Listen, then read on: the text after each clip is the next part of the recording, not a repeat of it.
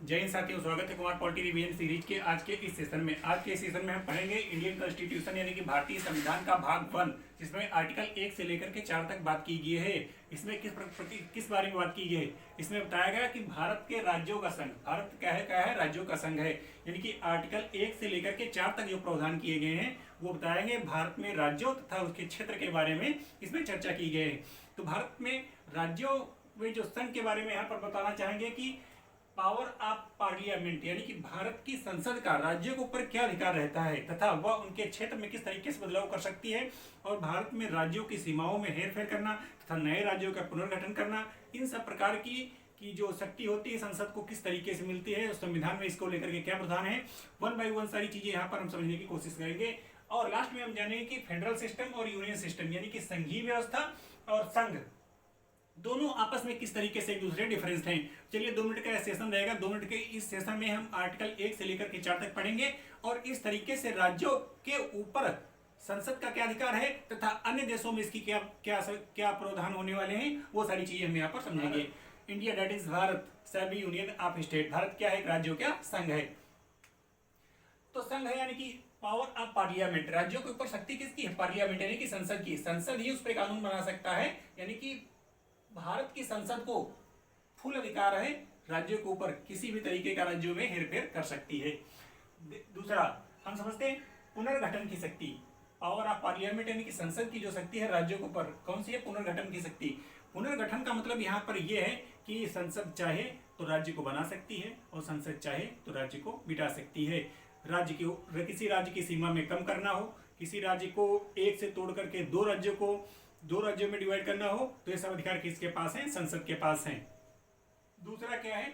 देशी रियासतों का एकीकरण। क्या है? देशी रियासतों का एकीकरण यानी कि संसद चाहे तो किसी भी अन्य भूभाग के क्षेत्र को या फिर अन्य किसी देशी एरिया को या फिर अन्य किसी भाग को अपने आप में मिला सकती है। तो देशी रियासतों का एकीकरण भी देखने को मिलता है। गठन की शक्ति, राज्य पुनर्गठन की शक्ति। मान लीजिए कोई नया राज्य बनाना है, संसद को कोई नया राज्य बनाना है तो वह संविधान संशोधन ला करके यानी कि संविधान संशोधन में संशोधन करके राज्यों को तोड़ सकती है और एक नया राज्य बना सकती है। जिस तरीके से सन 2000 में यूपी से उत्तराखंड को तोड़ करके बनाया गया। यहाँ पर एक मुख्य बात ये बताना चाहूंगा, जब कोई संसद इस तरीके का कानून लेकर आती है संसद में तो वह पहले तो वह हाफ मेजोरिटी से पहले बात जो है पास होना चाहिए और पास होने के बाद जो है राष्ट्रपति इस पर साइन कर देता है और उसके बाद किसी भी राज्य में परिवर्तन चेंज संभव है। परंतु यहाँ पर ध्यान रखने वाली बात यह है कि जब किसी भी राज्य में ऐसा कोई कानून लाया जाता है, किसी राज्य की सीमा में परिवर्तन तथा राज्य को अलग करने में, तो उसमें संसद को प्रेसिडेंट से यानी कि राष्ट्रपति से अनुमति लेना अनिवार्य हो जाता है। और चौथा क्या है? संवैधानिक प्रावधान। क्या है? संवैधानिक प्रावधान यही है जो मैंने अभी आपको बताए। अब बात यहाँ पर आती है, संविधान में बात दो तरीके की चीज, दो शब्दों पे बात की गई है। दूसरा क्या है? फेडरल सिस्टम, दूसरा क्या है? Union system. अब फेडरल सिस्टम और यूनियन सिस्टम, इन दोनों में किस तरीके से डिफरेंस है एक दूसरे से, यहाँ पर एक मुख्य तौर पर हम ये जानने की कोशिश करेंगे कि फेडरल सिस्टम यानी कि संघीय व्यवस्था और संघ व्यवस्था।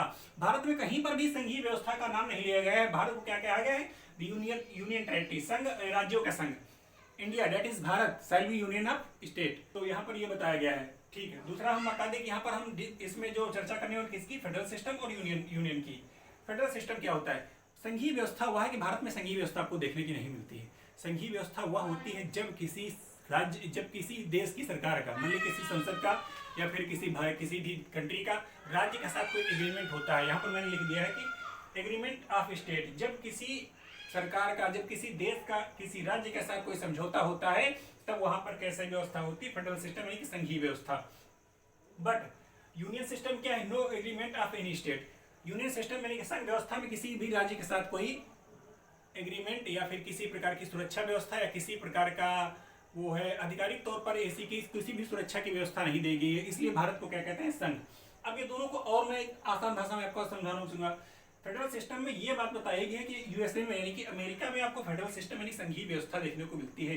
मान लीजिए पहले अमेरिका में जो आसपास के राज्य थे उनको छोटे छोटे रास्ते तो बाहर से आकर के जो है अंग्रेज लोग उनको परेशान करते थे। इस तरीके से देखा गया छोटे छोटे राज्यों को बहुत ज़्यादा दिक्कत होती थी। तो इन सारे छोटे छोटे राज्यों ने मिलकर के क्या बनाया कि अपना एक गॉडफादर बनाया। क्या बनाया? गॉडफादर, जिसे क्या कहा गया? अमेरिका।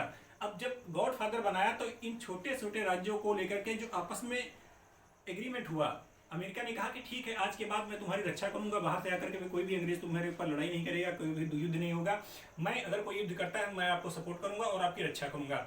इस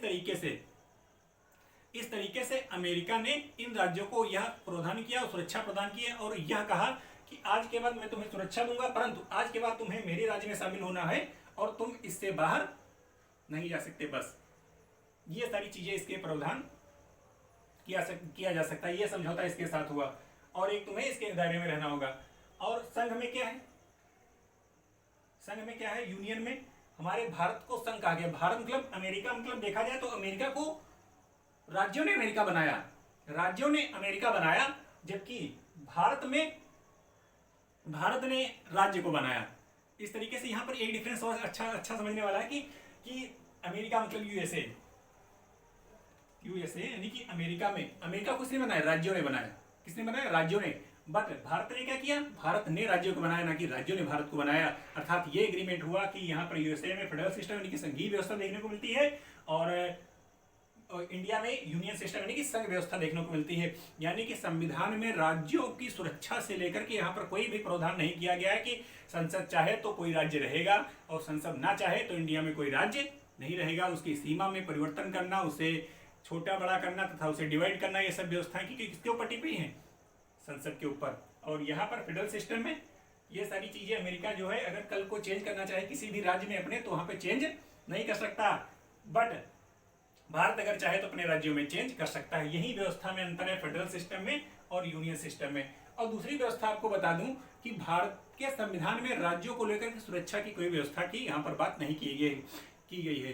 तो यहाँ पर मैंने आप चीजों को एक फेडरल सिस्टम में संघीय व्यवस्था और यूनियन सिस्टम के बारे में डिफरेंस बताया और इसके ऊपर जो संसद की शक्ति है, किसकी संसद की शक्ति है, राज्यों के ऊपर। यानी कि प्रेजेंट टाइम में कितने हैं, 28 राज्य और 8 यूटी। भारत में कितने राज्य हैं, 28 राज्य और 8 यूटी हैं प्रेजेंट टाइम में। और ये सारी चीजें मैंने आपको अच्छी तरीके से यहाँ पर डिस्क्राइब करके समझा दिया। उम्मीद करते हैं ये छोटा सा सेशन आपको अच्छा लगा हो और इसके आगे का जो इस तरीके से देशी रियासतों का एकीकरण तथा इस तरीके से किस तरीके से प्रावधान करके राज्य बने और राज्य में किस तरीके डिफरेंस होते हैं, इसका अगला वीडियो आएगा, उसमें हम बात करना चाहेंगे। ये वीडियो ज़्यादा लंबा हो जाए इसलिए यहाँ तक रखते हैं। तब तक के लिए आप लोगों को जय हिंद, जय भारत। देखते रहिए जो है हमारा चैनल और अगर वीडियो अच्छा लगे तो एक बार लाइक कीजिएगा।